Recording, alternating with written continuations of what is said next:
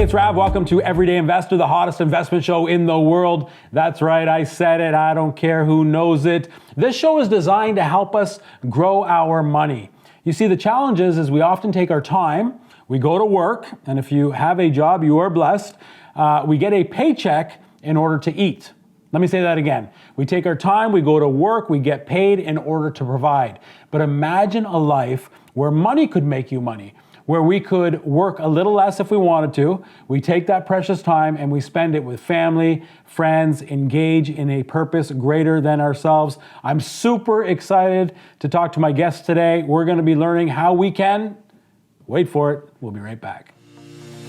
You know, when I started doing investments, I don't know, 10-ish years ago, it was more on the kind of the duplex stuff, easier in and out versus taking like a 15 or a 20,000 square foot part 3 building and, you know, spending $2 million in construction. I probably would have been an epic fail if that would have been my first project. Hey, it's Sarah Larby here. Did you know that if you are selling your home or investment property, one of our preferred agent partners will sell it for you for free? That's right, 0 commissions. Head over to our website, everydayinvestor.com, to find out more. You've always dreamed of having rental income, but buying a rental property? Well, that's a tall order. Capitalize on the space in your home instead. Renovate and rent out that space with ease with LegalSecondSuites.com and the team at Wyse Construction Group. With LegalSecondSuites.com, our talented team of BCIN designers, engineers, carpenters, and tradespeople can transform that unused space into a beautiful, legal, and safe rental unit. We're empowering the everyday homeowner to become an extraordinary landlord. Get more out of your home. Visit LegalSecondSuites.com for more information. Hey, it's Kyle from the Kyle Ford Mortgage Team. Do you have a difficult to finance property? Have you been rejected because of the condition of the property, the location, or the terms of your application? These are the deals that myself and my team specialize in. We look through all tiers of lending from A, B, C, down to individual private lending to find a customized mortgage solution that allows you to get in, stabilize the property, and give you an adequate solution for long-term holding. If you're struggling to get your deal financed, make sure you reach out to myself and the Kyle Ford Mortgage Team.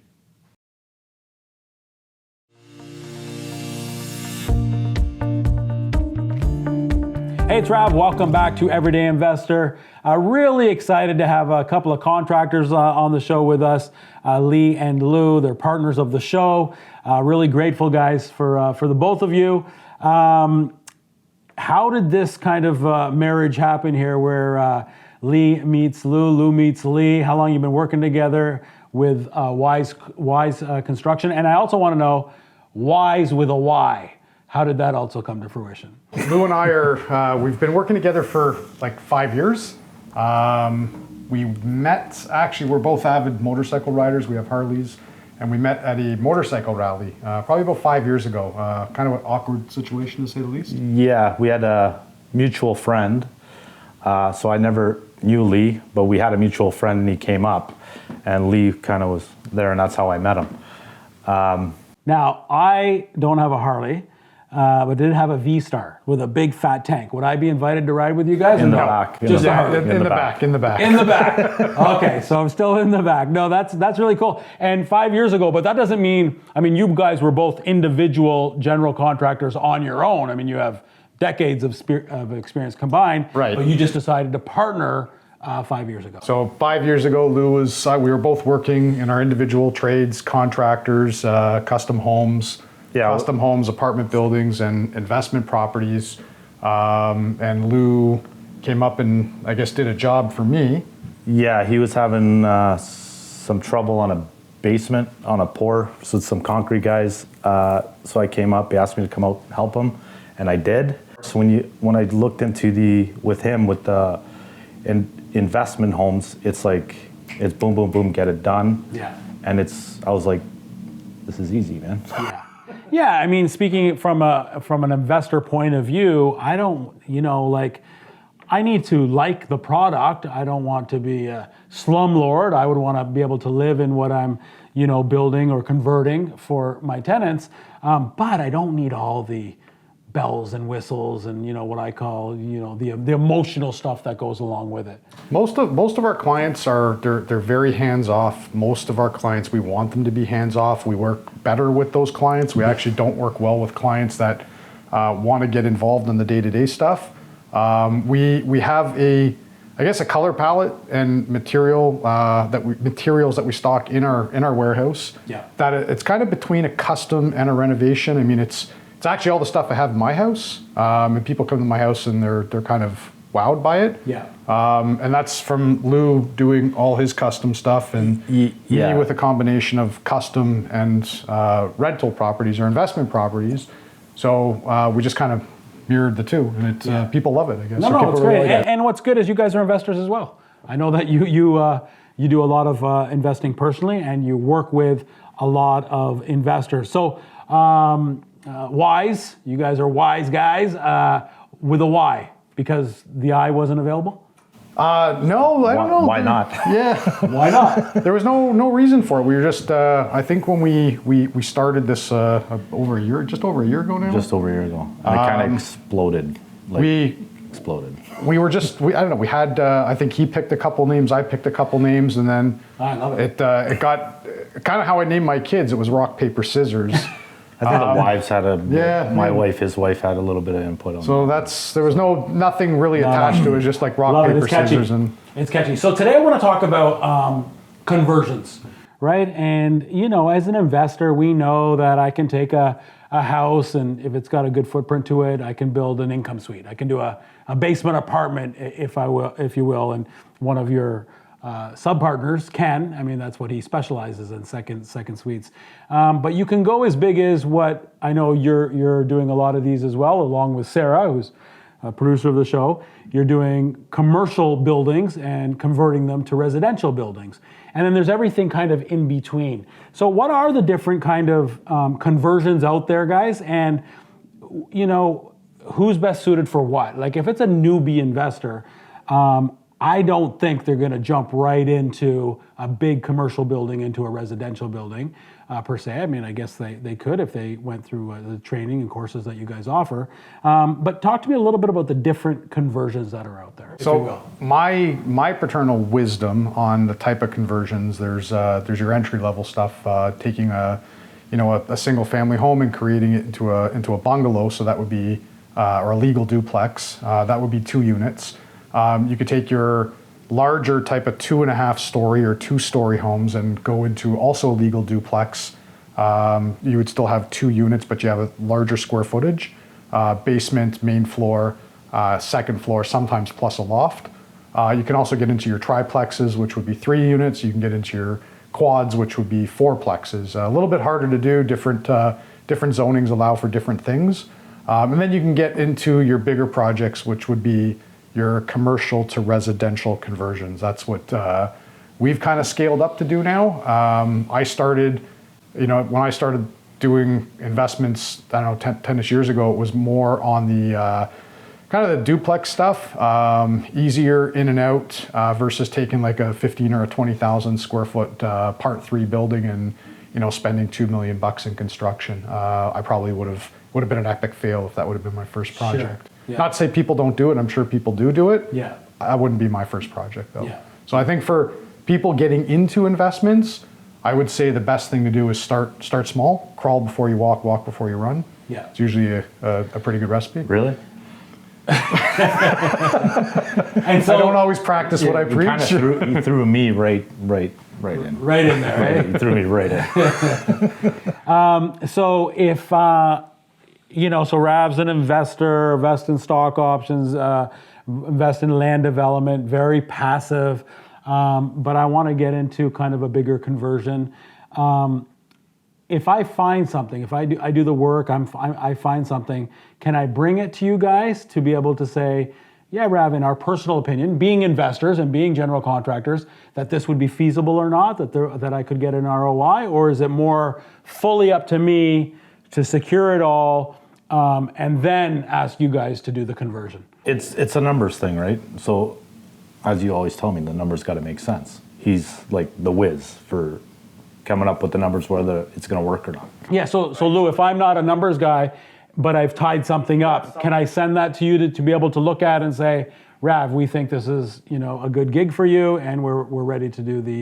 Yes, so we work with clients a lot that they come to us with their projects, whether it be a duplex or a commercial conversion, and the first thing we look at is, does it make sense for the client to go forward with it? So that's what I want to know. That's great. So you do that. We do that. Sometimes clients just hire us. Well, most clients are just hiring us as contractors.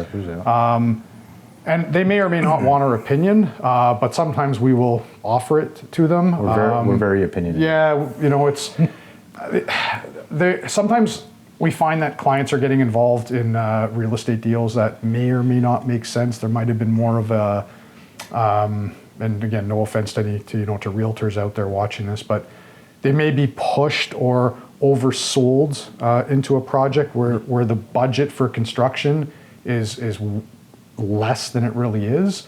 That would bring us obviously into, what does it cost today to do a simple project? Well, that was going to be my next question. I mean, in our household, I've been with my wife. She was my girlfriend at 15. I was 15 years old. She was 14. We've been together for over 35 years. And we do well because we don't put both hands on the vacuum cleaner, if you will. I have this role, she has that role. One of the things that she does is she does the groceries. When I go out and the kids want to just jump out and go into a hasty market and grab a bag of chips, I'm like, yeah, you want a bag of chips? Here's a quarter. Because that's what I think a bag of chips costs, is a quarter. My wife, my kids, they laugh at me, they think I'm an idiot. I think you guys probably get a lot of that when it comes to your industry, that, hey, things don't cost what they used to cost 5 years ago, 10 years ago. So are you finding that there's a lot of investors out there that are just really unreasonable in terms of what even materials cost? Yeah, 100%. We get pulled into price out jobs, and again, like Lee said, they're getting told something else from whether a friend, a realtor, another small cousin contractor, Vinny. Everyone whoever, has a cousin Vinny, yeah. Right? Lots of cousin Vinnies out there. It's not the truth. We would actually, and I don't think Lee cares, I don't care. If you have a deal that you think makes sense, we have no problem going to look at it with you before you make that purchase. We've done it before with clients in the past, right? Whether the numbers make sense, and to give you a rough budget of what you're going to be at, right? So we're willing to work with future clients to do that and help them do their due diligence, because we don't want to see anybody get, burnt either on a deal. Right. It seems like I remember when I finished my basement, probably going back 15 years ago. And I know 15 years is a long time ago. I finished my basement, and this was hiring a completely independent contractor at the time. And I was maybe $40,000 to finish 3,000 square feet, Mike? Wow. Yeah, something like 3,000 square feet, $40,000? Yeah. That was the going price to finish a basement back then. Again, it's just a basement, it's not a unit, right? So there's a lot of things that are not in there. Like a kitchen, we have a full bathroom down there, but it's not a full self-contained apartment. When I started this, doing my first conversions, we were doing basements for, I want to say 50 grand, 60 grand, in and out. Today, believe it or not, to do a full gut, so full demo of a 900 to 1,100 square foot, 2 to 3 bedroom bungalow, we are roughly minimum 120,000. We start at 120,000. There's a couple variables that we never know. Obviously, if the client needs a new furnace, we will do that. When we're doing our inspection, we don't know waterproofing until we remove everything off the walls, obviously. So there's a couple smaller variables that are involved in there, but really these basements, we're not starting anything before 120,000. So you also got to compare apples to oranges, right? Like you're getting a quote for a contractor will come in and give you a quote for say we're 120,000, they come in at 80,000. But I always tell this to the client, you got to compare. What are you actually getting? Read that quote, right? What's in it? Because a lot of guys will suck you in, other contractors, and give you, it's 80,000, but then you're not reading the fine print, and this isn't included, that isn't included. Yeah. Like, what are you actually getting? Timelines. There's a lot of other things. And then you're halfway done with them, and you're stuck when you realize this, and now I've got to stay with that person, and so on and so forth. Listen, we're going to take a quick break. When we come back, I got a bunch more questions for you. We're talking to Lee and Lou. We're talking to Lou and Lee. Wyse guys. Don't go anywhere. We'll be right back.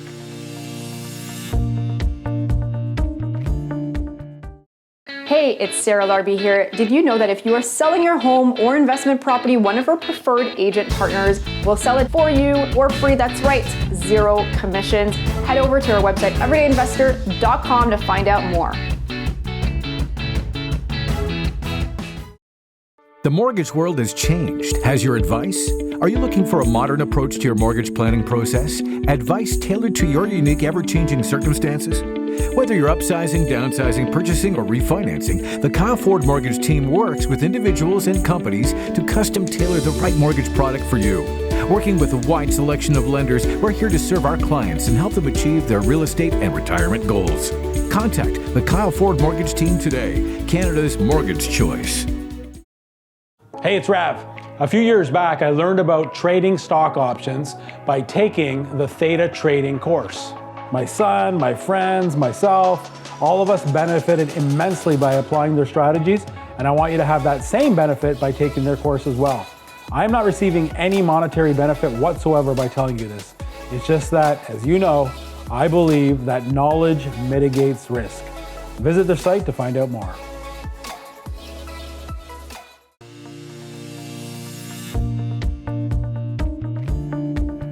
Hey, it's Rav. Welcome back to Everyday Investor. We're talking to Lee and Lou from Wyse Construction. Guys, thank you so much for taking the time out of your day. I know you're really, really busy and you're taking some time out to nurture me and the viewers, but I think it's very important. So I want to keep kind of going here with the questions. I mean, you guys work with investors. You work with a lot of investors, not exclusively per se, but you're investors yourself, which I think is very, very cool. People can bring you a deal that they're just about to transact on, and you'll be able to look at the numbers and see if it's a fruitful endeavor or not. So, you know, there's in the last year or two, it's been hard to get materials. A lot of timelines are delayed because we can't get stuff. But I've heard, because I know Sarah works with you guys, I've heard that you have a lot of, because you do so many of these, that you have a lot of stuff in stock as well at your warehouse. Talk a little bit about that. And again, because we're not doing like really specific to RAV type finishes per se, because it's an investment property, I guess you can get away with it by having some kind of standard, whether it's appliances, whether it's paint, whether it's, you know, windows, doors. Talk to that for a second about, you know, kind of the storage of materials. So when we started doing this, a lot of clients were picking what they wanted, and we found towards the end of a project that was always the delay. So we agreed, and we kind of said, let's just start putting everything in stock, right? Kind of like finishing. It's not like we carry one particular like type of flooring, or one particular type of tile. It's like kind of like we did it kind of like where, like you're buying a new home. Right? You're doing a custom new home, not custom new home, but a new build, right? From a builder. You're going to get a package of, you can do this tile or this tile or this flooring or this flooring or this flooring or that. And that's our standard. You have like 3 different choices that you can pick from. If you don't like that and you'd like to go something else, we're more than happy to do it for you.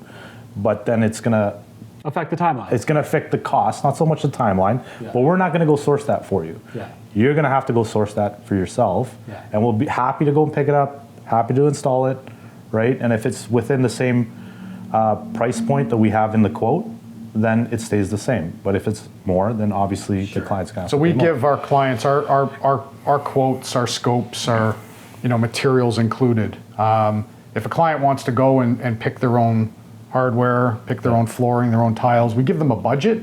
If they go over that budget, they just pay the difference.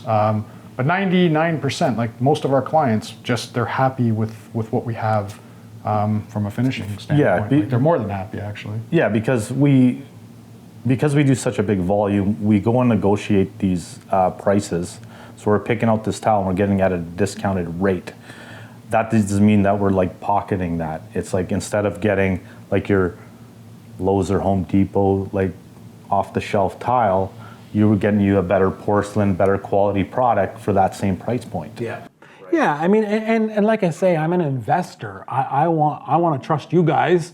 You've been doing it for a long time, and you do it for yourself, right? So I want to trust you guys it doesn't really matter as long as it's a nice product for whether it's my tenant, whether I'm flipping it. It's got to be a nice product. I mean, I've seen you guys have a YouTube show, the Multifamily Investment Show, and so I've seen, I think the latest one is the finished product. So we'll be able to see even the stuff that you've done before, and I think it's great. You do offer a course right now teaching people the commercial to residential, but like you said, that may be more for a kind of a veteran investor or that have a few under their belt. Talk to me a little bit, just for humor purposes. I always like to hear these kinds of stories. The newbie investor, the virgin investor that kind of thinks they know because they watch some HGTV show and say, hey, I should be able to, so on and so forth. What's it like sometimes, and it's okay, you can be candid, what's it like working with kind of virgin investors that think they know everything? You want to take this one? Who's the heavy? So Lou and I, we both have our pains with new investors. Yeah. My pain for sure is they buy a house, and they kind of micromanage us right at the very, very, very beginning, all the way to the end. Towards the end of these projects, we are just ready to, whatever hair I have or had, it's ready to come off. There's nothing worse than being micromanaged. I mean, I think everybody here has had corporate jobs. We just don't like it. And it just doesn't work, right? We're very efficient. We work better without people breathing down our necks. Well, to give you a little bit of an idea of the volume that we do, I think what was the number, 44? Well, right now we have between 35 and 40 projects on the go. Since November, we've completed 44 projects. Wow. Right? That many? 44 projects. That's not a little bit. And some of them none of them are buildings, but they've been houses, 3 units, duplexes, a kitchen rental or whatever. 44 projects since November, and we're probably going to do another 20 by the end of the year. Yeah. No, it's important, and I think for us investors, for those that are watching, do your due diligence up front. But there's two components, two characteristics. One, trust. Two, competence. I can trust my cousin Vinny, but he might not be competent. Or somebody might be competent, but there's not a good vibe. But when you can find somebody that's competent, and obviously experience history will tell you if they are or not, and secondly, you trust them, then you gotta trust them. And I think that's the key is, if I'm gonna trust you guys and you're competent, well then I really only need to come visit as much as an inspector out there would probably. We want our clients to do the inspections that we do, kind of follow in suit with, in accordance with building inspections, right? So there's really 3 building inspections that kind of take place. So we want our clients after demo to do an inspection with us, after framing to do an inspection with us, kind of after mechanicals to do an inspection with us, and then kind of sometime during or after to make sure they're happy with all the finishes.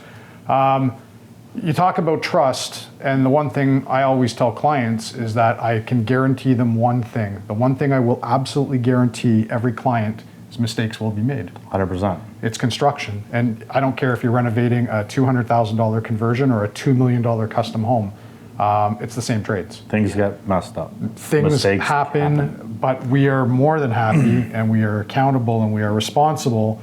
We are a growing business. We want to be around in a year and 10 years. We want to be a big company, so we want to finish our product.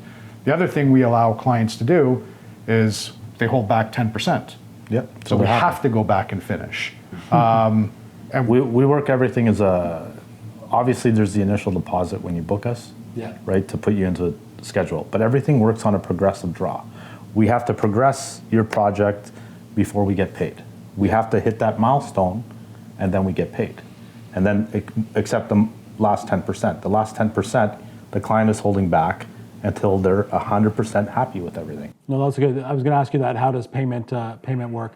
Now, in general, when I'm kind of looking at something, are we still using the per square foot? I mean, if I've got a 1,000 square foot bungalow with a 1,000 foot basement as well. So altogether 2,000 square feet and a full gut job, and want to get it ready for a duplex. Can I, in my mind, say, okay, it's 2,000 square feet times this much per square foot, or for a ballpark, just to kind of start? And what are we looking at today for that? If you fall in line with, let's say, your 900 to 1,100 square foot bungalows, so your typical, 2-story bungalows, 900 to 1,100 square feet. The difference being like 1 bedroom or 2 bedrooms, right? Or sorry, to say 2 bedrooms or 3 bedrooms. We said we price these out starting at about 120,000, right? Yeah. So roughly, we're figuring we're about 150 a square foot. Something like that. Right? Which kind of adds up. Those ones are easy to price out. Those ones are the bigger the job for us, actually, the easier it is to do, because everything's coming out, everything's going in, it's all new. Yeah. The ones you can't put a price tag on that we don't know, And we hate doing. that we don't like doing that often, are more of the patchy jobs. And the reason why we don't like doing the patchy jobs What's a is... patchy job? Patchy job is like where you take something that's going to be converted. It's got a kitchen. It's got a bathroom already. The stuff it's there. It's dated, but it's not too dated. This it's goes- okay. Hey, can you just paint the cupboards for me and throw in a little? This goes back to the newbie investor that's trying to save every little bit of money, and they're doing this but not doing that. And, And it's okay to save money. We're all investors. We want to save money. We want to maximize on a return. The markets, the interest rates are a little high. Yeah. What I'll say to that is that we don't know. A contractor doesn't have X-ray vision. We can't see what's above the ceilings. And we don't know when we take that ceiling down what the plumbing is going to be like, what the electrical is going to be like, what the joists are going to be like. We have zero answers for that. So the best way to quote those jobs are, let's get the demo done, let's go in, let's look, let's evaluate, and then let's quote it out. Sometimes clients are a little bit unrealistic with that, where they expect that price, so they're going to get a very, very, very high price. Of course, you need to you need to build in contingency, right? Because you Yes. don't know. And if usually you, if those you are- tell me nothing's worse than kind of over promising and under delivering, like, hey, Lou, I thought you said it was going to cost this. Now it's going to cost this. If you don't know, you have to build in. Quick story. Quick story. We took one of our biggest suppliers and one of my personal friends. We took his job. He did his job. Big no-no. We don't encourage people to do this, but he did his job with a contractor that didn't close the permits or do anything on permits. We got caught, or he got caught with an order to comply. We had to go in and fix things. Every time we opened up a wall, there was a plumbing issue. Every time we would open up a ceiling, there was an electrical issue or a structural issue. This dragged on for 6 months. Wow. So there was a lot involved. He didn't do his in this. homework up front. No, he obviously. didn't. Yes. And my point to this is that, like, sometimes the easier looking jobs are not the easier looking jobs. And then we also take pride in our work and our finish work, and we don't like painting half walls to save a client money on another half wall, right? Because it just doesn't look proper, and that's the jobs we usually get complaints on. Guys, this is great stuff. Time flies when you're learning and having fun doing it. So thank you so much for being on the show. What I'm excited about is these guys are going to be, we're going to do a webinar in November. You can go to everydayinvestor.com to sign up, and we'll be able to take 90 minutes or more if we want. You will be able to ask questions, especially as an investor, asking these guys their professional opinions on things. Guys, thank you so much for being on the show with me. Thanks, Rev. Yes. Thank you guys for watching. Without you, we would not have a show. Make sure you go to everydayinvestor.com. You can watch this episode. You can watch any other episodes, kind of like you're on demand. Again, sign up for the webinars. We'll see you next week, same place, same time. Honey, love you. I'll be home soon. Bye, everyone.